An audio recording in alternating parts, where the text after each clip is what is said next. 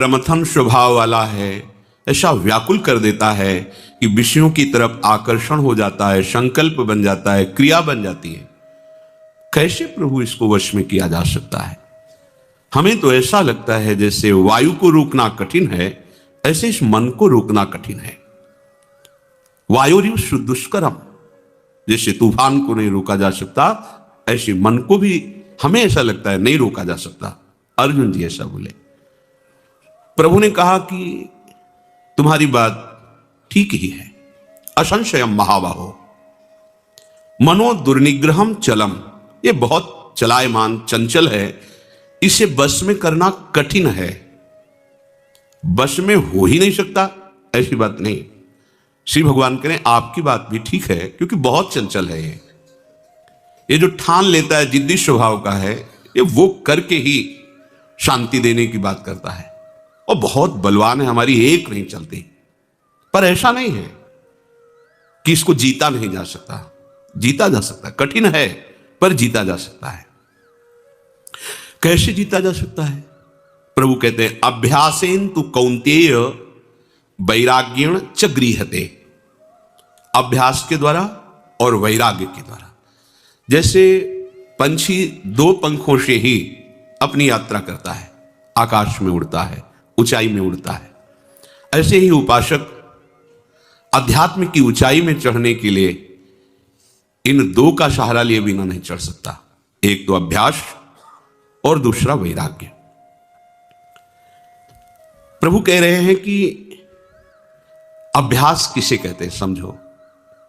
पहली बात कल चर्चा जैसे हुई थी, कोई जब सत्संग सुनता है, संतों की वाणी सुनता है, तो उसके हृदय में सुनते सुनते बात जागृत होती है कि मनुष्य जीवन का लाभ तो प्रभु का भजन करना है, भगवान की प्राप्ति करना है। फिर उसके हृदय में इच्छा जागृत होती है कि ये बात तो भगवान की शरणागति से पूर्ण होगी, पर शरणागति कैसे हुआ जाता है मुझे पता नहीं। तो अब वो भ्रमण करता है, तीर्थों की यात्रा, जहां संत महापुरुष जन निवास करते हैं, भगवान के परम पावन लीला क्षेत्र धाम, पुरियां, तीर्थ आदि, इनमें वो भ्रमण करता है। उसका हृदय पवित्र होता है तीर्थों के भ्रमण से। पवित्र हृदय में उसके अंदर इच्छा जागृत होती है किसी संत महापुरुष का सानिध्य प्राप्त करने की। अब वो जब संतों का संग करता है तो उसके हृदय में संत सेवा की भावना जागृत होती है। महत् सेवायाम, भगवत प्रेमी महात्माओं का सानिध्य और उनकी सेवा ये दुर्लभ बात है। देवर्षि नारद जी कहते हैं महत् संगस्तु दुर्लभ हो पर अगम्य हो। उनका आदेश पालन करके उनकी रुचि में रुचि मिला पाना बहुत कठिन होता है, क्योंकि उनकी रुचि हमारी विषय रुचि को, सांसारिक रुचियों को नष्ट करने वाली होती है, और हम विषय भोक्ता, तो कहीं ना कहीं हम उनकी रुचि के प्रतिकूल चलने लगते हैं। जहां आप प्रतिकूल चले तो सबसे पहली प्रतिकूलता का प्रहार होगा उन्हीं संत महापुरुष के प्रति दोष दृष्टि, क्योंकि इसी से तुम्हारा पतन होगा। जो भगवत कृपा से यहां तक पहुंचे तो अब माया पतन कराने के लिए तुम्हें उत्साहित करेगी। इंद्रियों के द्वारों में दैवी शक्तियां बैठ करके तुम्हें विषय आकर्षण करवाएंगी। अगर आप उनकी रुचि के प्रतिकूल चल दिए तो उनको चांस मिल गया। वो पहला काम करेंगे अश्रद्धा, सदगुरुदेव पर, संत पर, उनके वचन पर, उनकी प्रति दोष दृष्टि। जहां ये हुई बस साधक गया, क्योंकि जहां से शरणागति पुष्ट होनी थी, जिनके संग से देहाभिमान गलित होना था, जिनकी कृपा कोर से अध्यात्म मार्ग पुष्ट होना था, वही हमारी दोष दृष्टि हो गई। कहीं भी अपराध करे शिष्य, वो सीधे गुरुद्रोह पैदा कर देगा। आप बहुत गुप्त अपराध कीजिए, कोई नहीं जान पाया, पर आपको उसका प्रथम दंड ये मिलेगा, आपको अपने गुरुदेव पर संशय हो जाएगा, उनके वचनों पर अविश्वास होने लगेगा, बस शुरू हो गया पतन मार्ग। यदि ऐसा नहीं हुआ, उनकी रुचि में रुचि मिलाया, तो अब ध्येय पुष्ट हो जाएगा। हमारा लक्ष्य पुष्प को प्राप्त करना, ये मन को वश में करने का सबसे पहला उपाय है। जहां हमारे अंदर ध्येय निश्चित हुआ, अब हमारे अंदर सामर्थ्य आने लगेगी, जिसे अध्यात्म बल कहते हैं। ध्येय निश्चित ना होने के कारण जो भी हम में असाधन होता है, असाधन का तात्पर्य होता है शास्त्र और गुरुदेव के विरुद्ध आचरण, वो इसीलिए होते हैं कि हम ध्येय निश्चित नहीं कर पाए, हमारा निश्चय ठीक नहीं हुआ। अगर निश्चय ठीक हो जाए तो लड़खड़ा सकता है, गिर नहीं सकता, क्योंकि प्रभु गिरने नहीं देते। करो सदा तिनके रखवारी, जिमि बालक राखे महतारी। जैसे मां चाहती कि अपने पैरों से चले, पर वो ऐसे चलाती है। हाँ चलो, वो एक नजर पूरी रखे, जरा सा लड़खड़ाया कि वो अपनी बाहों में भर लिया। ऐसे ही हमारे हरि है। जब हरि का शरणागत होकर कोई जीव साधु संग के प्रभाव से, इस बहुत ही कठिन मार्ग है यह अध्यात्म, क्योंकि स्थूल मार्ग नहीं है, ये सूक्ष्म मार्ग है, ये बहिर्मुख मार्ग नहीं, ये अंतर्मुख मार्ग है, ये मनोरंजन का मार्ग नहीं, मन नाश का मार्ग है, इसलिए अत्यंत कठिन मार्ग है। पाव दे यह मार्ग सोई, अतिशय कृपा राम की होई। जब श्री हरिजू बहुत कृपा करते हैं तब इस मार्ग में चलने का उत्साह होता है। ध्येय निश्चित हो जाना ये बड़ी भारी उपलब्धि है। यहीं से शुरू होता है मन को वश में करने का भाव। सबसे पहला भाव ध्येय। देखो आपके अंदर निश्चित हुआ है ध्येय, हमारा लक्ष्य, हमारे जीवन का उद्देश्य क्या हुआ? हमारे जीवन का उद्देश्य श्यामा श्याम का सतत स्मरण, सेवन, लीला गायन, लीला चिंतन, यह अभ्यास। श्यामा श्याम हमारे सर्वस्व हैं। अगर इस मन की चंचलता को रोकना है तो पहले स्वीकार करो, और यह स्वीकृति इतनी जोर की होनी चाहिए कि इसमें मिलावट नहीं होनी चाहिए। श्यामा श्याम के सिवा कोई मेरा नहीं, ये तुमको अपने हृदय में कसौटी कसनी है। मन को वश में करने के लिए यह अत्यंत आवश्यक है। अगर ये नींव मजबूत नहीं तो आगे जो लक्षण बताए जाएंगे आप उन पे नहीं चल पाओगे। मन को वश में करने का सबसे पहला उपाय जो अभी बताया गया, ऐसे ऐसे ऐसे ऐसे, फिर साधु संग, फिर उनकी रुचि के अनुसार, फिर लक्ष्य की दृढ़ता। लक्ष्य की दृढ़ता हुई कि मन पर आपकी दृष्टि पहुंच जाएगी, क्योंकि आपने लक्ष्य तय कर लिया। अब वो लक्ष्य के बिलक जाएगा तो आपको जलन पैदा हो जाएगी। जिनको विषय भोगों में, संसार की प्रियता में मन विचरण करने पर जलन नहीं होती, तो वो केवल वाणी से बोल रहे, उन्होंने लक्ष्य निश्चित नहीं किया। मन नहीं जाएगा, हम ऐसा नहीं कहते, जाएगा, पूर्वाभ्यास है उसका, पर उसको जलन होगी, असहनीय हो जाएगा। अपने लक्ष्य से मन को हटकर विषयों में विचरना उसके लिए असहनीय होगा, कभी शांत होगा। उसकी दृष्टि हो गई मन पर, अनुकूल चलने की नहीं, अनुकूल चलाने की। अपने आराध्य देव के अनुकूल चलाने की दृष्टि मन पे हुई है। तो मन पर दृष्टि हमारी, लेकिन तदात्म दृष्टि है, मन के अनुकूल चलने की दृष्टि है। यह संसारिकता है। अध्यात्म क्या है? मन से हटकर दृष्टा बनकर उसको देखना और अपने गुरु के अनुकूल मन को चलाना, शास्त्र के अनुकूल मन को चलाना। यह तभी संभव है जब उसने अपने आराध्य देव का चयन कर लिया है, गुरुदेव की कृपा से, साधु संग से लक्ष्य को दृढ़ कर लिया है। अब दूसरी बात, जो हमने लक्ष्य बनाया है उससे मन जहां जहां हटके जा रहा है, जहां जहां भी, वहां वहां से हटा के अपने लक्ष्य में लगाना है, या जहां जहां मन जा रहा है वहां वहां अपने लक्ष्य को देखना है। क्योंकि जब सृष्टि नहीं थी तो केवल प्रभु थे, जब सृष्टि नहीं रहेगी तो केवल प्रभु रहेंगे। तो बीच में जो कुछ बना हुआ है जड़ चैतन्य, वो मेरा प्रभु ही बना हुआ है। ये परम सत्य बात है। अब आप ये दो साधन, ये बाद में भी नहीं रहेगी, प्रभु ही रहेंगे। बीच में इस वस्तु के रूप में प्रभु ही हैं। मेरी दृष्टि काम नहीं कर रही, ठीक नहीं देख पा रही, पर हैं प्रभु ही। ऐसा शास्त्र कहते हैं, ऐसा सदगुरुदेव कहते हैं, ऐसा आचार्य कहते हैं। साधक प्रातः काल जब उठे तो गुरुदेव को प्रणाम करके निश्चय करे कि आज हम पूरा का पूरा समय आराध्य देव में लगाने की चेष्टा करेंगे। जो पूर्व में हमसे त्रुटियां हुई हैं उनको आज नहीं करेंगे, अब नहीं करेंगे, ऐसी बात नहीं। हमें वर्तमान को संभालना है, तभी आपके अंदर सामर्थ्य आएगी। आज से कभी नहीं करेंगे तो आप हो सकता है न चल पाए, क्योंकि आप में इतनी संकल्प पवित्र बुद्धि नहीं है, इतना जोर का संकल्प नहीं है कि आपने कह दिया कि आज के बाद नहीं करेंगे तो भीष्म प्रतिज्ञा हो गई। आप में नहीं है ऐसी सामर्थ्य। यद्यपि आप सामर्थ्यवान हैं पर अपनी सामर्थ्य को भूल चुके हैं। तो क्या करें? हम मन के ऊपर बोझा ना डालें कि आज के बाद कभी नहीं करेंगे। हम आज का नियम लेते हैं कि आज प्रातःकालीन गुरुदेव को प्रणाम करके हम ये नियम लेते हैं कि आज शयन तक हमसे कोई भी जो पीछे त्रुटियां हुई वो नहीं होने देंगे। पूरा का पूरा समय भगवत चिंतन करते हुए ही हम कार्य करेंगे। जो भी व्यवहार करेंगे वो अपने प्रभु के लिए करेंगे। ठीक, अगर रात्रि में शयन करते समय हम पुनः इसका चिंतन करें कि जो हमने प्रातःकालीन नियम लिया था उसमें कितनी त्रुटि हुई, ये करना ही चाहिए उपासक को। ओह, आज तो इतना समय चूक हो गई, तो चिंतन करते हुए शयन करें, प्रातःकालीन फिर नियम लें। जो कल त्रुटि हुई थी वो आज नहीं हो। एक दिन साधक देखेगा कि उसका मन असाधन रहित हो गया है, त्रुटि रहित हो गया है। पर आपको जांच करनी होगी, रोज का रोज आपको जांच करनी होगी, रोज का रोज आपको नियम लेना होगा, सुधार करना होगा। ये प्रारंभिक साधन की बात है।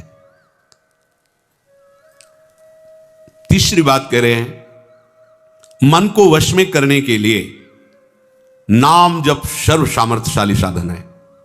लक्ष्य श्यामा श्याम, जहां जहां मन जाए वहां से हटाकर लक्ष्य में श्यामा श्याम में लगाना, या जहां जहां मन जाए वहां श्यामा श्याम को देखने की भावना करना।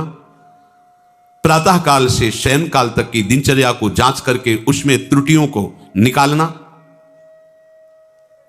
अब ये निश्चय कर लेना कि नाम हमारा जीवन है। ये बहुत बड़ी बात। जो चाहत है नित्य सुख अरु मन को विश्राम, हित ध्रुव हित सो भजत रहू, पल पल श्यामा श्याम श्यामा श्याम। मन चंचलता रहित हो जाएगा, नित्य सुख का अनुभव प्रकट हो जाएगा। आपको आवश्यकता है प्रतिपल श्यामा श्याम श्यामा श्याम। राधा वल्लभ श्री हरिवंश, राधा वल्लभ श्री हरिवंश। नाम जप सर्वश्रेष्ठ महामहिम भगवत प्राप्ति का, मन को शांत करने का, समस्त कामनाओं की पूर्ति का अचूक उपाय है। अचूक। आपको विश्वास करना होगा, जो चाहिए आपको प्राप्त हो जाएगा। ये 4 दिन की उकताहट वाला भाव मत रखिए कि हमको तो इतने दिन हो गए करते हुए अभी कोई लाभ नहीं। दवा चल रही है, अमोघ औषधि है। ये सबसे पहले आपकी दुर्गति का नाश करेगा, पाप का। फिर ये पाप की प्रवृत्ति का नाश करेगा, जहां से पाप पैदा होता है। दिव्य ज्ञान प्रकाशित करके रूप का दर्शन कराएगा, प्रेम की जो चाहिए। जिसने बात समझ ली हृदय से कि मन को वश में करने के लिए सबसे बड़ी अचूक साधना नाम है, गोस्वामी श्री तुलसीदास जी कह रहे हैं, राम राम जप जिय सदा सानुराग रे, कली न विराग जोग जाग तप त्याग रे। राम सुमिरत सब विधि ही को राज रे, राम को विसारी बो निषेध सिरताज रे। राम नाम महामणि फणी जग जाल रे, मणि लिए फनि जिए व्याकुल बेहाल रे। राम नाम कल्प तरु देत फल चारि रे, कहत पुराण वेद पंडित पुरारी रे। राम नाम प्रेम परमारथ को सार रे, राम नाम तुलसी को जीवन आधार रे, राम नाम तुलसी को जीवन आधार रे। अय जीव तू सदा नाम का अनन्य बन। देखो, जो हमें सदगुरुदेव ने अपना जीवन स्वरूप नाम दे दिया है, हम नहीं जान पाते। छोटी छोटी बातों के लिए हम अवहेलना करते हैं। उनको तो उच्छिष्ट मिलता है, हमको तो उच्छिष्ट नहीं मिलता। जिस थाल में गुरुदेव पाए तो मुख से निकाल के उसमें थोड़ी रखते हैं, तो ऐसे पा रहे हैं, और उनकी उस थाल के उच्छिष्ट का रखना चाहिए महत्व। इतना हम महत्व रखते हैं। अगर हमें जरा सा प्राप्त हो जाता है तो मन नाच उठता है, आज सदगुरुदेव का उच्छिष्ट मिला है। लेकिन हमारी बुद्धि इस बात पे नहीं जाती कि जो गुरुदेव ने सदा अपना जीवन माना है, नाम मंत्र, सदा उसको रसास्वादन किया है, वो अंदर से हमें दे रहे हैं, उसके प्रति आपकी महत्व बुद्धि नहीं हुई। विचार कीजिए, गुरुदेव का वो उच्छिष्ट जो जीवन है, उनका स्वाद लिया है, उसका उसी में है वो, और वो दे दिए, उस पे महत्व बुद्धि नहीं है। हमें क्या दिया गुरुदेव ने? उनको तो स्वेटर दिया है, उनको माला पहनाया है, उनसे हंस के बात करते हैं, हमको क्या? ओहो, ये बाहरी चेष्टाएं गुरुदेव की कृपा मानी जाती हैं क्या? ये तो विषय संसारी पुरुषों को मिल जाती है। संत उदार दयालु हैं। ये जो आपको नाम मिला, ओहो, इसके अनन्य हो जाओ, गोस्वामी जी कह रहे हैं। और अनन्य का भाव बड़े भाव से, यही हमारा जीवन हो जाए। जो चाहते हैं नित्य सुख और मन को विश्राम, हित ध्रुव हित सो सानुराग रे, राधा राधा राधा राधा वल्लभ श्री हरि। अमृत है अमृत, आप पान तो करो इस अमृत का, चिरंजीवी हो जाओगे। राधा राधा। इस कलिकाल में वैराग्य, योग, यज्ञ, तपस्या, बड़े बड़े दान, ये हमें आनंद प्रदान नहीं कर सकते, क्योंकि ऐसी मलिनता है कि दान दे के अहंकार आ जाएगा तो दान का काम खत्म। और यज्ञ के लिए पवित्र सामग्री नहीं रह गई, संविधा नहीं रह गई, सब अपवित्र हो रहा है। तपस्या, शरीर ऐसे कमजोर हो रहे हैं कि तप के लायक नहीं कि सीधे प्रकृति का वार झेल सके। और योग तो बहुत ही कठिन है। 8 घंटे 10 घंटे सिद्धासन में बैठे हुए और पद्मासन लगाए हुए आराध्य देव के चिंतन में डूब, बड़ा कठिन है। यहां 30 मिनट एक स्थिति में तो बैठा नहीं जाता है, हिलाना डुलना। 8 घंटे 10 घंटे बिना हिले डुले, कितना कठिन योग है। प्राणों को वश में करके, शरीर को वश में करके, इंद्रियों को वश में करके, चित्त की वृत्ति का निरोध करके परमात्मा चिंतन, कितना कठिन। और वैराग्य, अब कैसा वैराग्य है? हंसी लायक वैराग्य है, उपहास करने लायक। हर वस्तु, हर व्यक्ति जैसे संसार के सुखों में मगन है, वैसे ही हमारा मन भी। तो बाहर से कपड़ा बदलने से हम वैरागी थोड़ी हो गए। राग का त्याग ही वैराग्य है। वैराग बिना राग का, बिना आसक्ति का, विरक्त, कहीं आसक्त नहीं, ऐसी स्थिति नहीं है। सब जगह से आसक्ति हटा ली तो शरीर में आसक्ति है, अपनी इंद्रियों का दुलार। कहां वैराग? वैराग्य प्रभु के सिवा कुछ और स्मृति में नाना, यही सच्चा वैराग्य है। कोई भोग, कोई व्यक्ति, कोई स्थान, कोई मान बड़ाई, कुछ नहीं, एकमात्र आराध्य देव। ये हो गया राग रहित स्थिति, तो बड़ा कठिन है। ये सब तुम्हें प्राप्त हो जाएगा।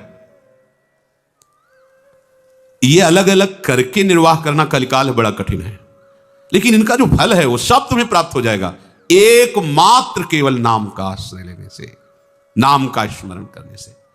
शास्त्रों में 2 बातें बताई गई, एक विधि और एक निषेध। ये करना है और ये नहीं करना है। कितना पढ़ोगे शास्त्र? गोस्वामी जी कह रहे हैं हम तुम्हें 2 शब्दों में बता देते हैं। मेरी अनुभूति और सम्मति, प्रभु का स्मरण करना सब विधियों का परम विधि है। नाम जप रहे हो, पूरा विधि से चल रहे हो आप, और प्रभु का नाम भूल गए, सबसे बड़ी निषिद्ध बात हो गई। 2 बातों में बांध दिया। विधि श्यामा श्याम का स्मरण, अब और कोई विधि हमें जानने की जरूरत नहीं। निषेध श्यामा श्याम को भूल गए, इससे बड़ा कोई निषेध नहीं। श्यामा श्याम को भूल जाना सबसे बड़ा निषेध काम हो गया हमारे द्वारा। गुरु के वचनों की अवहेलना, शास्त्र की अवहेलना हमसे हो गई, क्योंकि हम प्रभु को भूल गए। जिस क्षण सबसे बड़ा निषिद्ध कार्य हो गया। गोस्वामी जी कह रहे हैं कि जो नाम है ये महामणि है, और ये जो संसार है ये सांप है।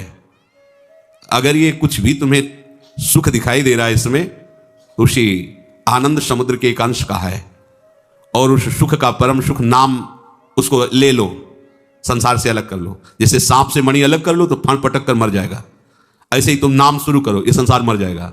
तुम्हारे चित्त में जो संसार बसा हुआ है ये मर जाएगा। तुम्हारा मन जो विषयों में फंसा हुआ है ये मर जाएगा। मन मारिया तन बस में कीन्हा, हुआ भरम सब दूर, बाहर से कछ दिखत नाही, अंदर चमके नूर। आपो त्याग जगत में बैठे, नहीं किसी से काम, उनमें तो कछु अंतर नाही, संत कहो चाहे राम। वो हो गया, भगवत स्वरूप हो गया।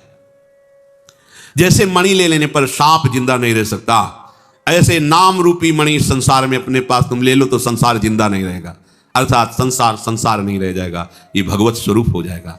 ये जो हमें जन्म जन्मांतर से भटकाना, आकर्षित करके विषयों में गिराना, ये इसकी अब सामर्थ्य नहीं रह जाएगी, क्योंकि नाम रूपी मणि हमारे पास है।